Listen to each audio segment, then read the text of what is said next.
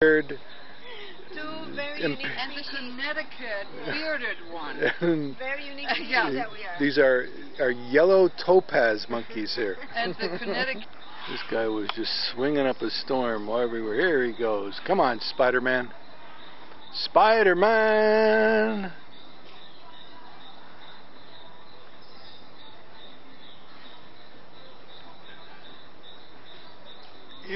He's not a spider monkey.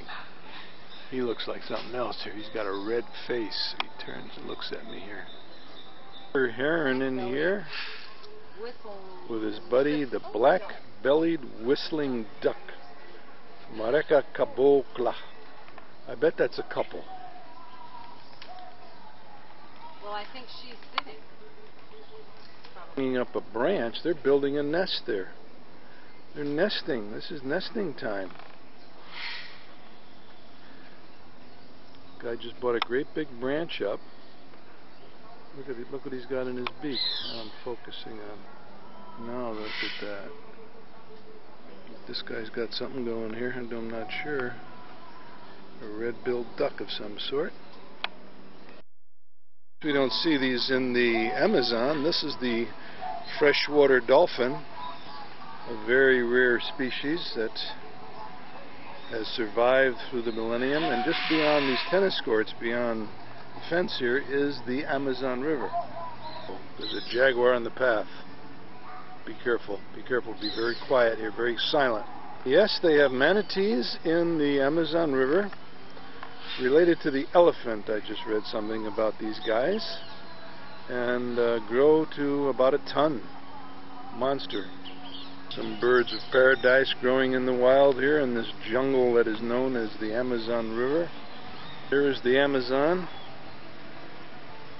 standing on the grounds of the Tropical Hotel where we had lunch, and Volker was shopping for another H. Stern topaz, imperial topaz, excuse me.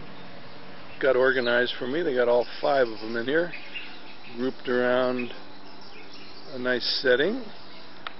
There's the dad on the back side, and the big brother, and the mama, and the 2 babies. Good guys. The capybara, which is one of the favorite foods of this hunting jaguar over here. So I wonder what happens to their natural instincts. This guy can't wait to eat, and they're in a cage like they're waiting to be eaten, and yet they know they're protected. But this guy's not giving up. He smells those capybara. They're waiting for me. The cacao plant, and we're going to see the fruit in a second. Rolling. These are the little tiny chocolate pods starting to grow. Okay. And then, if my cameraman will yes, I'll follow your finger. The full-blown. They're ready to be fruit. Picked right now. Is that? They are ready. They're not ready. No, anyway, they turn brown. When they are ready, no, they don't turn. I don't pulverize them, and that's the powder. So and what does the flesh taste like? Very sweet. But the Just chocolate sugary kind of thing. It doesn't. Chocolate flesh. No, it tastes like vanilla flesh. Sweet, yeah. All we know is that it's sweet. White chocolate flesh. This is what a cacao nut looks like. Sweet flesh. Whoop, change the battery pack. Goodbye. Volker is being framed with her favorite guide. This is her favorite guide, and that's her favorite store right behind you. H. Stern. She loves H. Stern. This is the Tropical Hotel in Manaus in the Amazon in Brazil. Beautiful hotel set in a beautiful setting. And we're getting on the bus. Stay in the house just in front of the TV set. On Saturday and Sunday there are a lot of matches going on, the soccer matches. So they start, sit down in the front, and a lot of...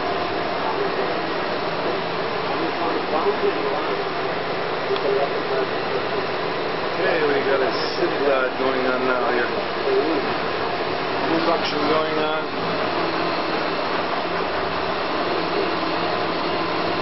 This is Manaus.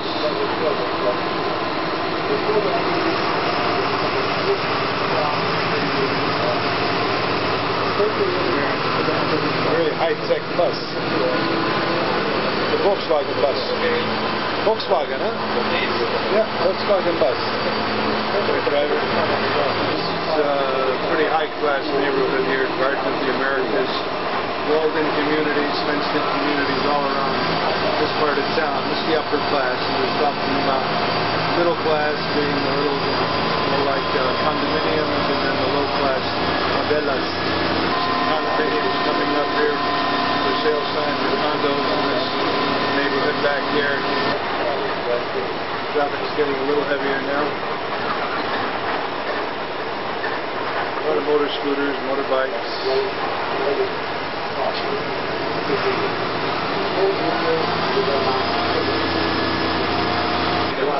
Football, huh?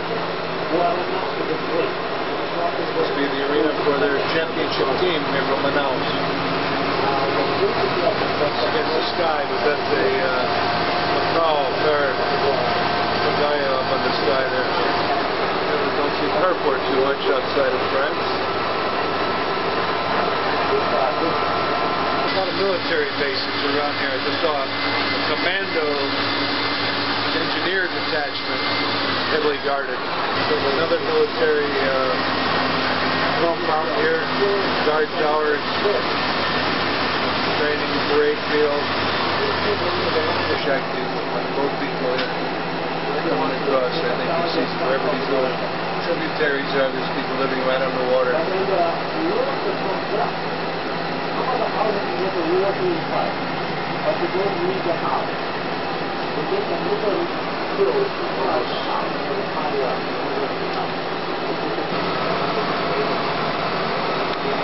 Just waiting at a bus stop here.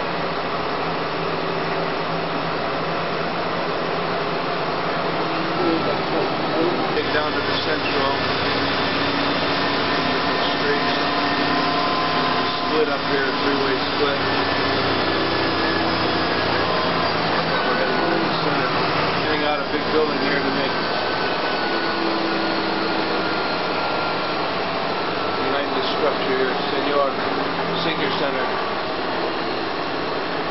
University. Jesus Christ. Get ready. Two up on a motor scooter. Another motor scooter. Being delivery like Japan. Bus area. Transferring all over this area. Buses are protected. You probably buy a ticket when you go in there. And sort of like Tel Aviv had a big transfer bus station like this right on the main drag. Store named Bale Laika.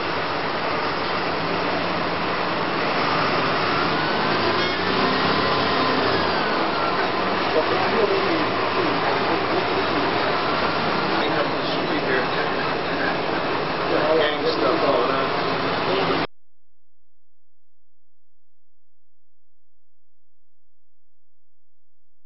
Imperial Topaz lady getting ready to come out on our balcony. I'll back up here a little bit so you can. Here's one of the teak deck chairs in our little 4-foot wide, and I'm looking at, it's going to be a sunset. That's a Copacabana tugboat of some sort on a raised dry dock or something, and there's the sun is trying to give us a sunset. And I'm going to sweep the horizon here. We're still in Manaus, tied up to the port Manaus. 7 o'clock we have a captain's dinner. I'm not sure if we leave at that point, but a lot of tugboats. I think they said something like 50,000 boats on the Amazon. They all wind up in Manaus one way or another. And this thing is not 22 kilometers wide here, but maybe a kilometer wide or 2 kilometers wide. At some points it's 22 kilometers wide, forming lakes all over the place. 15% of all the fresh water in the world flows on the Amazon.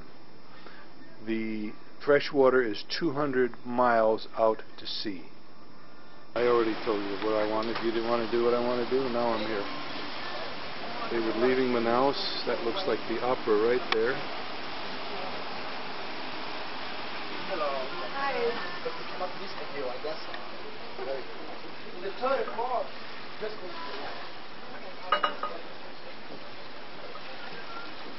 Leaving the harbor. He's turning the boat around.